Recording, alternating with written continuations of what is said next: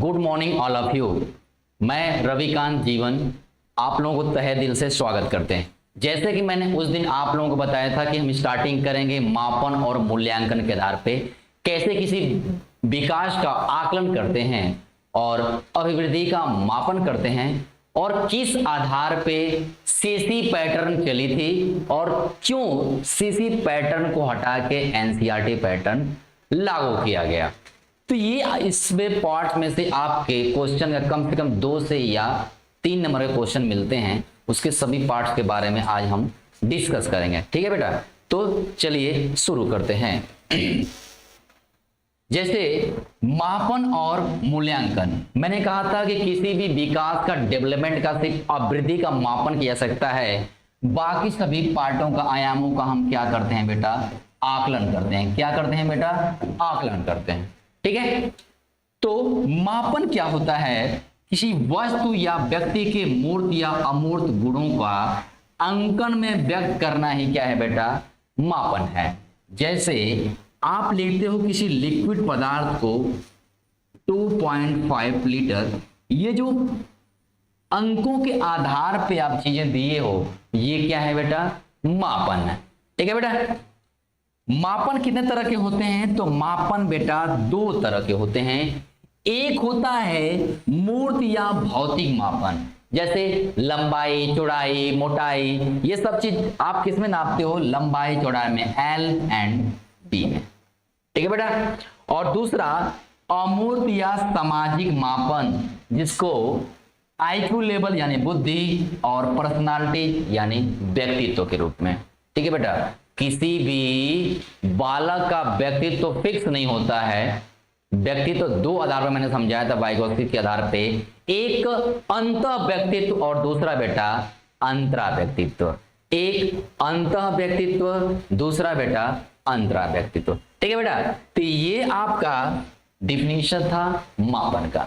ठीक है, इसका स्नैपशॉट ले लीजिए। अब हम चलते हैं नेक्स्ट तरफ। मापन के कितने तत्व होते हैं बेटा, मापन के तत्व कितने तरह के होते हैं, तो मुख्यतः आपके 3 होते हैं। पहला मापनकर्ता, जिसमें मशीन और मानव दोनों हो सकते हैं। जैसे यह मशीन और मानव दोनों के द्वारा हो सकता है, वो क्या कहलाता है बेटा, मापनकर्ता। ठीक है बेटा, मापन के चर वह वस्तु वह गुण जिसका मापन होना है, वो कहलाता है मापन करता या मापन के चर। ठीक है बेटा, मापन के कौन कौन से उपकरण होते हैं। तीसरा के तत्व क्या होता है, उपकरण। जैसे आप तराजू देखे होंगे, जैसे पुराने फिल्मों में देखे होंगे, या तो आप जब कोर्ट में जाते हैं तो देखते हैं कि एक प्रतिमा होती है जो इस पे आंख पे पट्टी बंधी है, तो उसके हाथ में जो होता है बेटा, वो क्या है, तराजू। ठीक है बेटा, तो सबसे पहले ये प्रक्रिया चलती थी तराजू के द्वारा, जिसकी सहायता से हम क्या करते थे बेटा, मापन करते थे। जैसे तराजू, इंच टेप या बहुविकल्पीय प्रश्न। बहुविकल्पीय प्रश्न क्यों मापन के आधार पर रखा जाता है बेटा, क्योंकि एक फिक्स आंसर होता है, बाकी 3 जो ऑप्शन होते हैं उसके आधार पे बच्चा जान सकता है कि ये चीजें क्या होता है, तो उसके लिए क्या रखा जाता है बेटा, बहुविकल्पीय प्रश्न। ठीक है बेटा, अब चलते हैं नेक्स्ट टॉपिक की तरफ। मापन चरों के विभाजन। मापन जो चर आप कभी पढ़े हैं, उनका किस आधार पे विभाजन होता है, तो मापन के चरों को 2 भागों में बांटा गया है। किस भाग में बेटा, 2 भागों में, एक गुणात्मक चर, दूसरा बेटा मात्रात्मक चर। क्या बेटा, गुणात्मक, दूसरा मात्रात्मक। गुणात्मक कहां से आया था, जो वुडवर्थ ने दिया था, वंशानुक्रम गुणे वातावरण गुणात्मक, और मात्रात्मक जिसका वृद्धि, जिसका मापन किया जा सकता है। ऐसे जड़ जिसका मापन तो होता है लेकिन मापन की कोई इकाई नहीं होती है, जैसे बुद्धि और व्यक्तित्व, वो क्या होते हैं बेटा, गुणात्मक होते हैं। ठीक है बेटा, मात्रात्मक क्या होते हैं, जिसका मापन इकाई के द्वारा होता है, जैसे लंबाई L, चौड़ाई B। ठीक है बेटा, वजन हम नाप सकते हैं, किसी की लंबाई चौड़ाई नाप सकते हैं, ये क्या होते हैं, मात्रात्मक। अब ये बेटा जो मात्रात्मक चर है, इसको भी हम 2 भागों में बांटे हैं। कितने भागों में बेटा, 2 भागों में। ठीक है, तो पहला भाग क्या कहते हैं बेटा, सतत चर। पहला भाग क्या कहते हैं बेटा, सतत चर। ये चर क्या होते हैं, ये चरों का मापन दशमलव में भी हो सकता है, उन्हें कहते हैं सतत चर। जैसे लंबाई 2.5 मीटर, क्या बेटा 2.5 मीटर, तो जो दशमलव में भी नापा जा सकता है वो क्या कहलाते हैं, सतत चर। ठीक है बेटा, लेकिन जब किसी को पूर्णांकों के आधार पे, परिवार के आधार पे, यूनिट के आधार पे बांटी जाती है, वो कहलाते हैं असतत चर। असतत चर इन चरों को सिर्फ पूर्णांकों में व्यक्त करते हैं, जैसे कक्षा के छात्रों की संख्या, परिवार के सदस्यों की संख्या। ये क्या होते हैं बेटा, असतत चर होते हैं। क्या होते हैं बेटा, असतत चर, और जिनका दशमलव में भी नापा जा सकता है वो कहलाते हैं सतत चर। ठीक है बेटा, अब चलते हैं नेक्स्ट टॉपिक की तरफ। मापन के कितने स्तर होते हैं, ये वेरी वेरी इंपॉर्टेंट है बेटा, आपके एग्जाम के लिए बहुत इंपॉर्टेंट है। मापन के स्तर, वो मापन के स्तर किन आधारों पे होता है, तो बेटा 4 स्तर बताए गए हैं बेटा, 4 स्तर बताए गए हैं मापन का। किसने दिया है बेटा, किसने दिया है, तो वो दिए हैं स्विटवेंसन ने। किसने दिया है बेटा, तो स्विटवेंसन ने दिया है।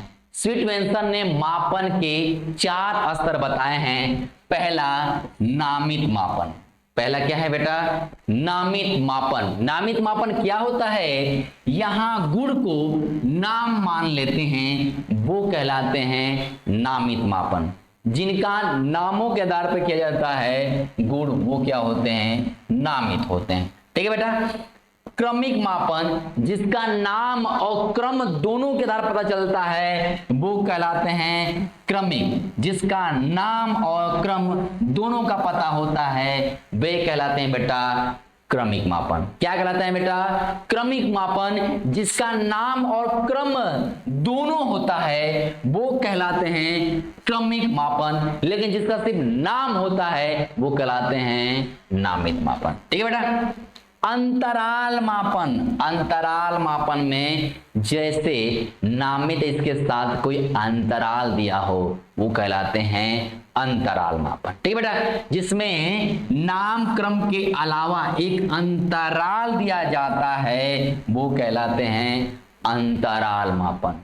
क्या कहलाते हैं बेटा, अंतराल मापन। और नेक्स्ट बेटा अनुपातिक मापन, जिसका अनुपात में दिया हो, तीनों का क्या दिया हो, स्तर फिक्स किया हो, इसमें ऊपर के तीनों स्तर के साथ साथ परम शून्य भी आता है, और यह स्तर इकाई से भी स्वतंत्र होता है, इसलिए सबसे अच्छा स्तर माना जाता है बेटा। क्या माना जाता है, सबसे अच्छा स्तर कौन सा है बेटा, सबसे अच्छा स्तर अगर माना जाएगा तो वो है बेटा अनुपातिक मापन। क्या है बेटा, अनुपातिक मापन। ठीक है बेटा, अनुपातिक मापन जो सबसे अच्छा माना जाता है हमारे मापन में, क्योंकि इसका क्या दिया जाता है बेटा, अनुपात दिया जाता है, चाहे वो नामित का हो, क्रमिक का हो, या बेटा अंतराल का हो। ठीक है बेटा, चलिए स्नैपशॉट ले सकते हैं।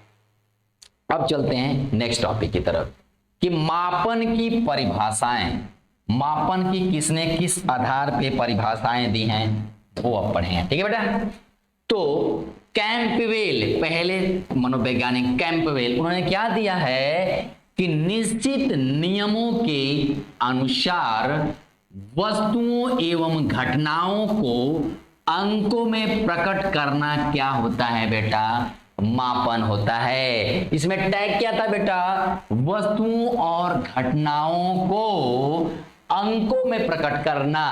वस्तुओं और घटनाओं को अंकों में प्रकट करना किसने दिया है, तो बेटा कैंपबेल ने दिया है। किसने दिया है बेटा, कैंपबेल ने दिया है। ठीक है बेटा, ये टैग है। ठीक है, दूसरा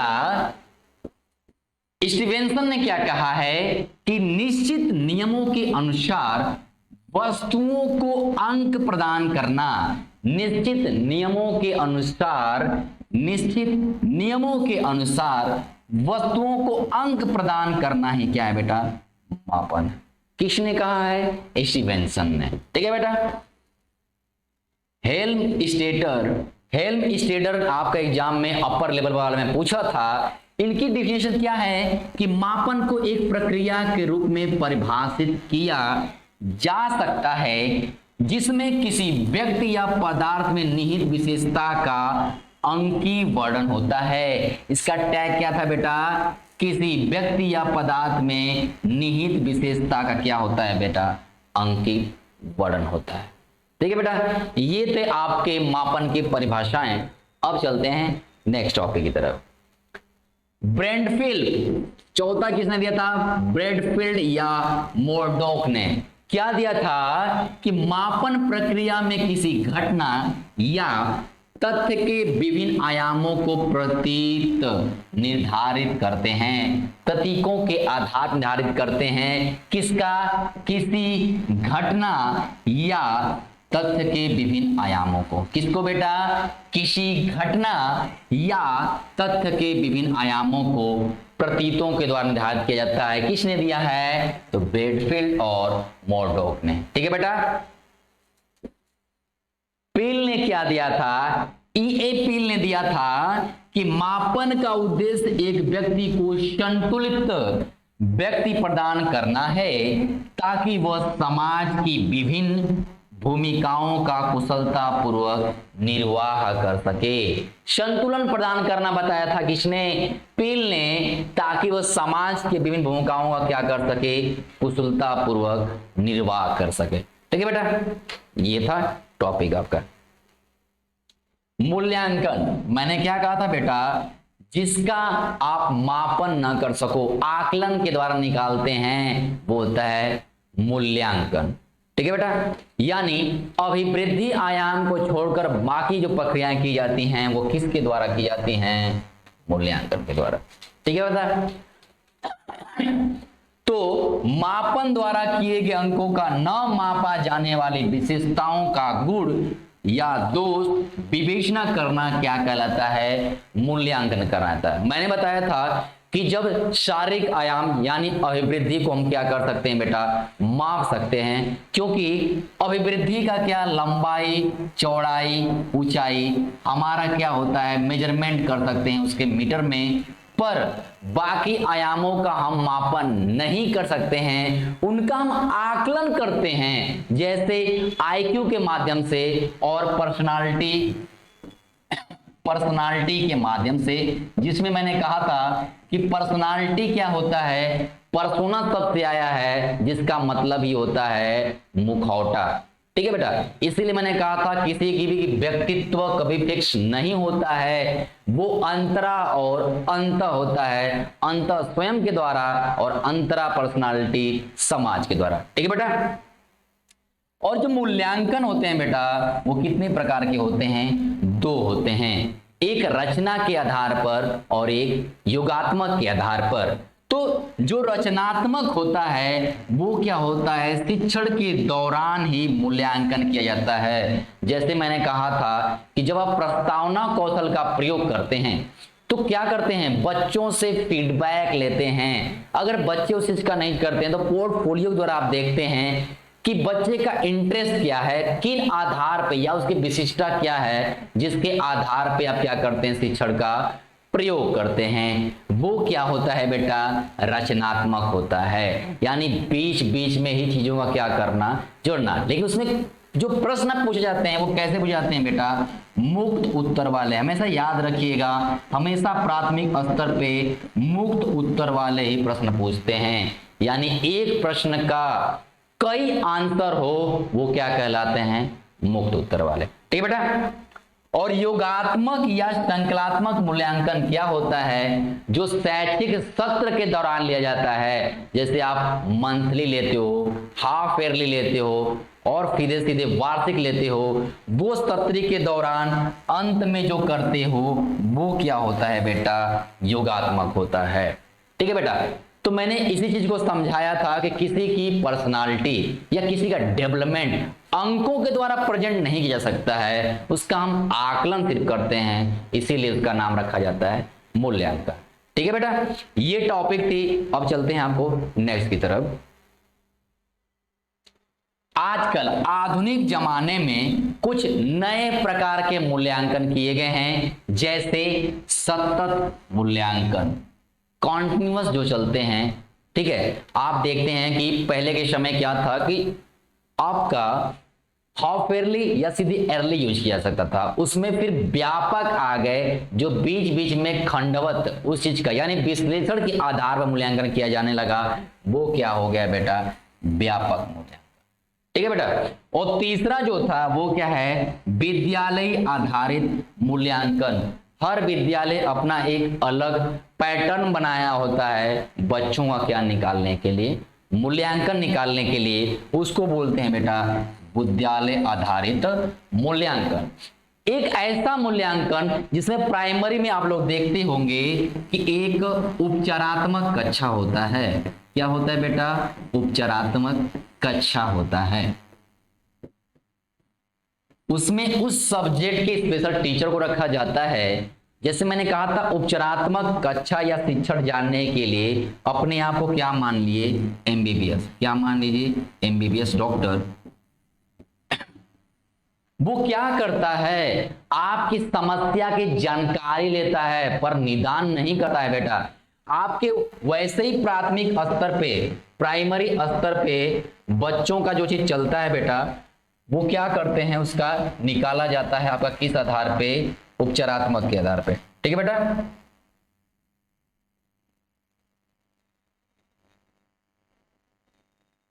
ठीक है। और निदानात्मक में क्या करते हैं, जो चीज हमको पता होती है, ये आपके एग्जाम में एक बार पूछा था कि कौन सा उपचारात्मक कैसे पहचानते हैं, निदानात्मक। तो उपचारात्मक में समस्या जानी जाती है पर निदानात्मक में क्या होता है बेटा, पहले से पता होती है। ठीक है बेटा, तो निदान में आपने जैसे मैं बोला था कि डॉक्टर दवा लिखता है लेकिन उसका प्रयोग नर्स करती है या मेडिकल वाला करता है, यानी निदानात्मक कौन कार्य करता है। तो एक बार पूछा गया था कि प्राथमिक स्तर निदानात्मक कैसे किया जाता है, तो जो स्पेशल क्लासेज उपचारात्मक की लगाई जाती है, तो जिस सब्जेक्ट में जिस पार्टिकल में प्रॉब्लम आती है उसका भेज दिया जाता है, तो उसी क्लास के दौरान ही उसका निदानात्मक कर दिया जाता है। ठीक है बेटा, और मैंने कहा था कि जब ऐसा सिस्टम आ जाए,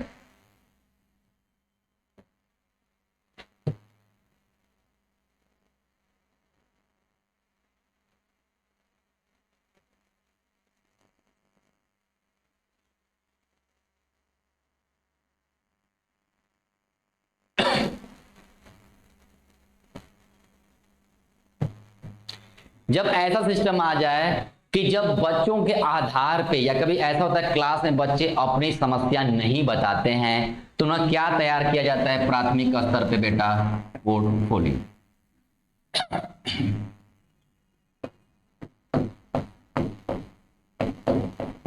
क्या तैयार किया जाता है बेटा, पोर्टफोलियो, जिसमें बालक के विकास के सभी आयामों क्या होता है, एक मापन मूल्यांकन किया जाता है। जैसे प्राथमिक स्तर पे आप देखे होंगे बच्चों का वजन नापा जाता है, लंबाई नापी जाती है, वो किस में आता है बेटा, तो अभिवृद्धि मापन में। किस में आता है बेटा, अभिवृद्धि मापन में। ठीक है बेटा, तो अभिवृद्धि को मापन कहा जा सकता है, लेकिन बाकी पॉइंट जितने भी आयाम होते हैं उसका आप क्या करते हो बेटा, मूल्यांकन किया जाता है। वो जो सिस्टम होता है जिसके आधार पे आप जान सकते हो कि बच्चे की विशेषता क्या है, यानी किसमें रुचि है। ठीक है बेटा,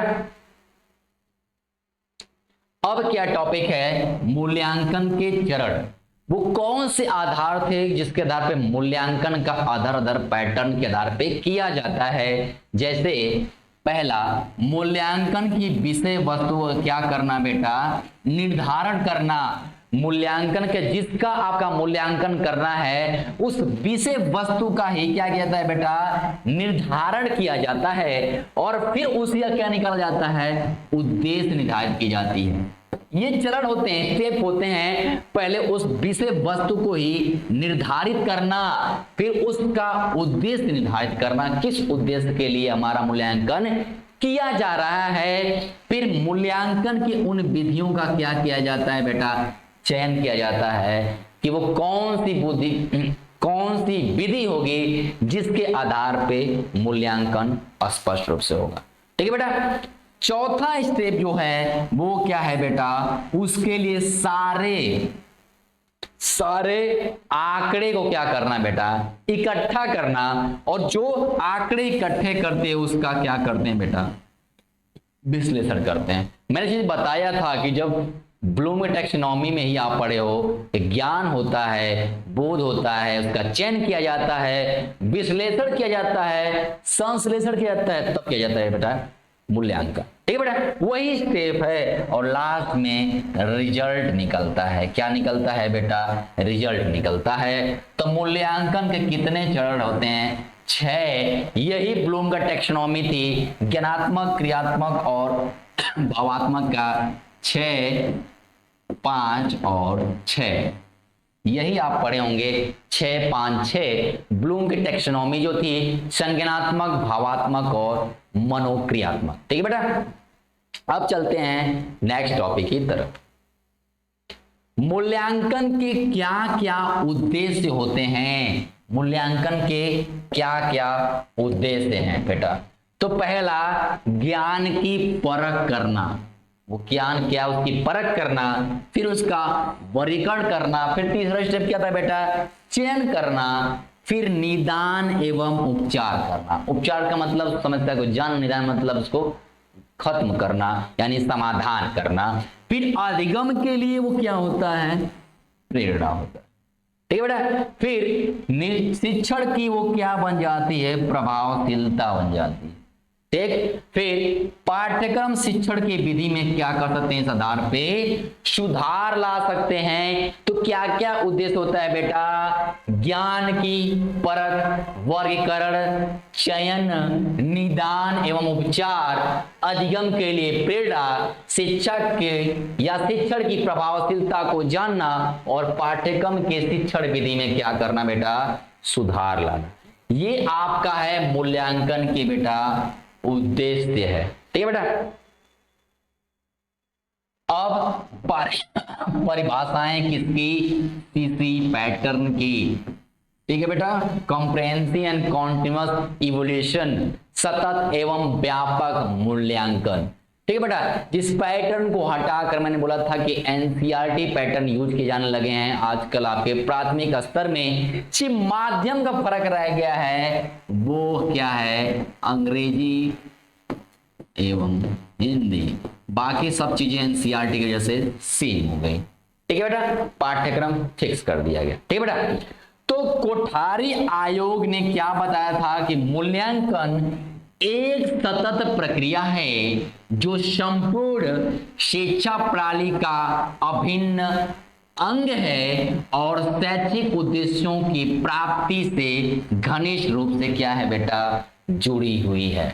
ठीक है बेटा, और डांडेकर ने क्या कहा है कि मूल्यांकन की परिभाषा एक व्यवस्थित प्रक्रिया के रूप में की जा सकती है जो यह निश्चित करती है कि किस सीमा तक छात्र शैक्षिक उद्देश्य प्राप्त करने में सफल रहा। ठीक है बेटा, रेमर्स एवं गेज ने क्या कहा था कि मूल्यांकन व्यक्ति और समाज दोनों की दृष्टि से उत्तम एवं वांछनीय तरीकों से किया जा सकता है। व्यक्ति और समाज दोनों की दृष्टि के आधार पर। ठीक है बेटा, क्विलन ने क्या कहा है, क्विलन एवं हन्ना ने कहा है कि विद्यालय द्वारा छात्र के व्यवहार परिवर्तन संबंधी आंकड़ों का समाकलन एवं विश्लेषण ही क्या है बेटा, मूल्यांकन है। क्या कहा है, विद्यालय द्वारा छात्र के व्यवहार परिवर्तन संबंधी आंकड़ों का संकलन और विश्लेषण ही बेटा क्या है, मूल्यांकन है। ठीक है बेटा, अब इंपॉर्टेंट नोट्स क्या है कि एनसीईआरटी में मूल्यांकन एक त्रिकोण बनाया गया है जिसमें मूल्यांकन, शैक्षिक उद्देश्य और अधिगम अनुभव आते हैं। एनसीईआरटी ने क्या बनाया है, एक त्रिकोण प्रक्रिया बनाई जिसमें मूल्यांकन, शैक्षिक उद्देश्य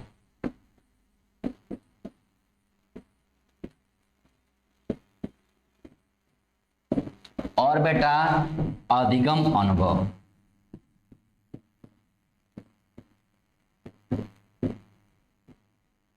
किसने दिया है बेटा, एनसीईआरटी।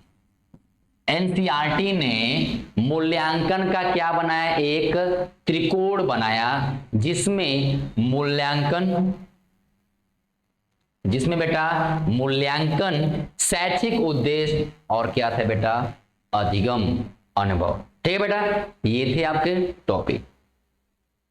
अब बेटा हमको जो पढ़ना है बेटा, सबसे ज्यादा इंपॉर्टेंस अधिगम। क्या पढ़ना है बेटा, अधिगम। पहले अधिगम के बारे में हम कुछ चीजें जान लेते हैं।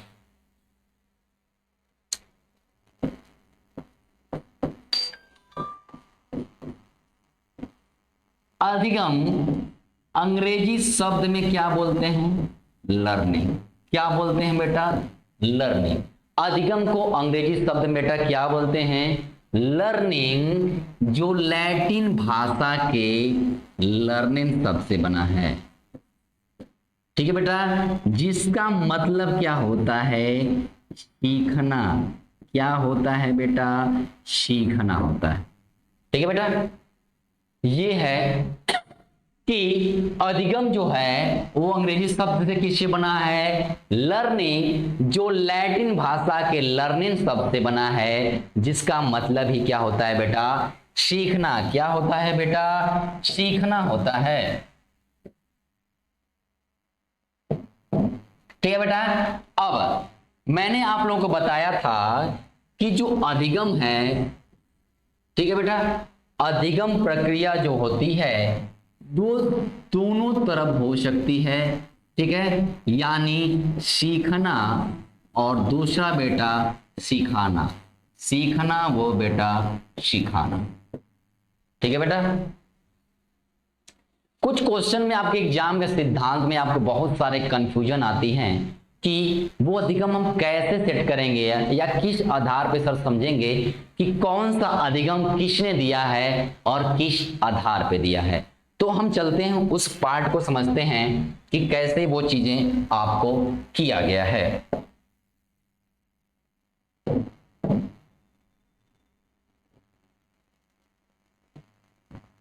ठीक है बेटा, तो सबसे पहले हम स्टार्ट करते हैं अधिगम। अधिगम की प्रक्रिया कैसी हुई थी, तो अधिगम अंग्रेजी शब्द में क्या बोलते हैं बेटा, लर्निंग। क्या बोलते हैं बेटा, लर्निंग। ठीक है बेटा, इसके तीन आधार पे वर्गीकरण किया गया है। एक संज्ञानात्मक, क्या बेटा, संज्ञानात्मक, व्यवहार और सामाजिकता। तो बिहेवियरिस्टिक, व्यवहारवाद। क्या बेटा, व्यवहारवाद, बिहेवियरिस्टिक।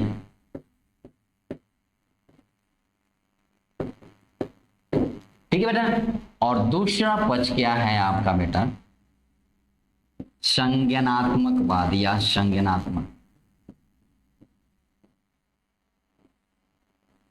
Cognitive, cognitive.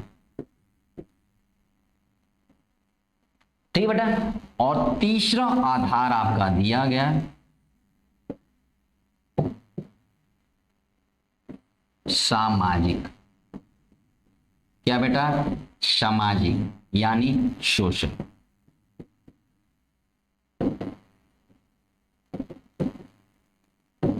ठीक है बेटा, यही पार्ट है जिसमें आपके बहुत सारे कंफ्यूजन आते हैं, सर कैसे पहचानें कि इसका किस आधार पे है। तो आज आपका ये सारी प्रॉब्लम हम सही कर दे रहे हैं कि कैसे कैसे आप पहचानेंगे। तो व्यवहारवाद का बेटा हमने सीधी आपको बताया था कि व्यवहार शब्द दिए थे विलियम मैकडूगल। कौन दिए थे बेटा, विलियम मैकडूगल।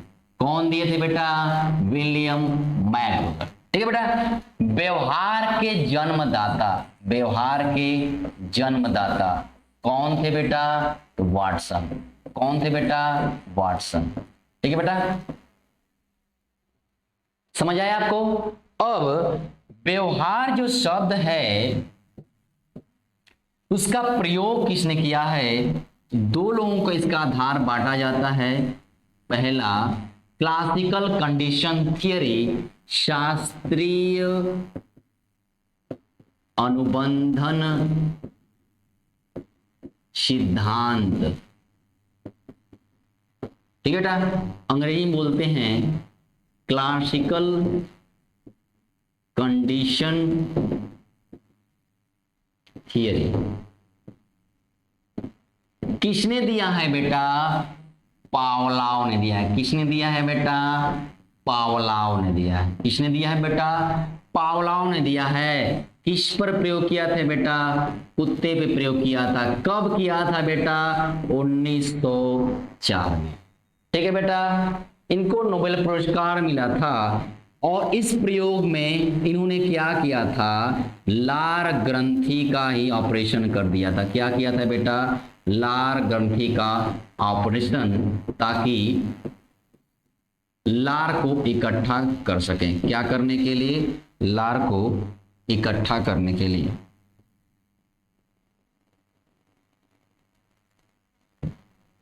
ठीक है बेटा, अब इन्होंने किसके किसके बीच में अनुबंध दिखाया था? तो इन्होंने लार की जगह दीपक क्या प्रयोग कर दिया था? घंटी। क्या प्रयोग कर दिया था? घंटी। कि जब लार टपकाने से भोजन नहीं मिलेगा, भोजन कब मिलेगा बेटा? जब घंटी बजेगी तब क्या मिलेगा बेटा? भोजन। तो ये था इनका प्राचीन अनुबंधन सिद्धांत, क्लासिकल कंडीशन थियरी। प्राचीन अनुभव को नए अनुभव के साथ जोड़ना।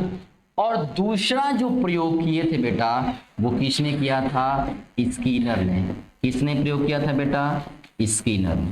ठीक है, किस पे प्रयोग किए थे बेटा? इन्होंने दो तरह से प्रयोग किया था इस व्यवहार का। एक क्रिया के आधार पे, क्रिया प्रस्तुत अनुभव। दूसरा पुनर्बलन का प्रयोग करके, पुनर्बलन व्यवहार सिद्धांत। ठीक है, क्रिया प्रस्तुत सिद्धांत किस पर प्रयोग किया था?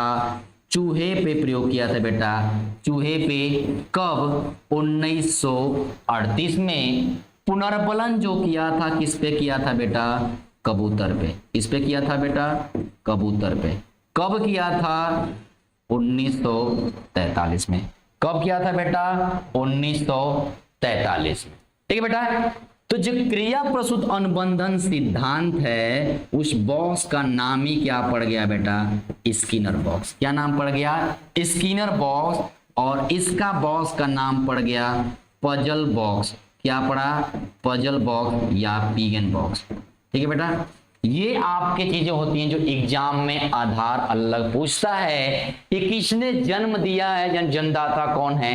तो वाटसन। शब्द का प्रयोग किसने किया है? William McDougall. और इसका प्रयोग करने वाले सबसे पहले शास्त्रीय अनुबंधन पावलोव, और दूसरे कौन थे? स्किनर। ठीक है बेटा, यही कंफ्यूजन लाती है। संज्ञानात्मक में तीन तरह के प्रॉब्लम आ जाती है। जब संज्ञानात्मक के साथ विकास शब्द दे बेटा, क्या? संज्ञानात्मक के साथ क्या दे बेटा? विकास दे। ठीक है, जब संज्ञानात्मक के साथ विकास दे तब क्या लिखेंगे बेटा? जीन पियाजे। क्या लिखेंगे? जीन पियाजे। ठीक है सर। दूसरा बेटा, अगर यही संज्ञानात्मक के साथ क्षेत्र शब्द जोड़ दे, क्या जोड़ दे बेटा? क्षेत्र शब्द जोड़ दे। ठीक है, संज्ञानात्मक क्षेत्र सिद्धांत, तब बेटा यहां हो जाएंगे कर्ट लेविन। क्या हो जाएंगे बेटा? Kurt Lewin. और मैंने आप लोगों को बताया था कि कर्ट लेविन ने एक चीज दिया था, लाइफ स्पेस। आपका एग्जाम में पूछता है कि लाइफ स्पेस किसने दिया है? कर्ट लेविन ने दिया है। ठीक है, यानी आपका जैसा क्षेत्र होता है उसी क्षेत्र के आधार पे आपके संज्ञा में क्या होता है बेटा? निर्माण होता है। किसने दिया है? कर्ट लेविन ने। लेकिन इसी संज्ञानात्मक का संशोधन पूछ दे, क्या बेटा पूछ दे, संशोधन पूछ दे, तब कौन हो जाएंगे बेटा, वाइगोस्की हो जाएंगे। कौन हो जाएगा बेटा, वाइगोस्की हो जाएंगे। ठीक है, ठीक है, यानी अंतःक्रिया के द्वारा। ठीक है, इसी अब ये टॉपिक जब सामाजिक विकास पूछ दे, सामाजिक विकास सिद्धांत पूछे, तब हो जाते हैं अल्बर्ट बंडूरा। क्या हो जाएंगे बेटा, अल्बर्ट बंडूरा। ठीक है, यानी इसमें शब्द क्या आएगा बेटा, नकल करने की या अनुकरण करने की। क्या करने की बेटा, अनुकरण करने की, नकल करने की और अनुकरण करने की। लेकिन इसी सामाजिक के साथ, इसी सामाजिक के साथ अंतःक्रिया की बात कर दे। क्या बेटा, अंतःक्रिया की बात कर दे या संस्कृति की बात कर दे, तो अब बेटा डायरेक्ट समझ जाइएगा ये क्या हो जाएंगे, आपका वाइगोस्की हो जाएंगे।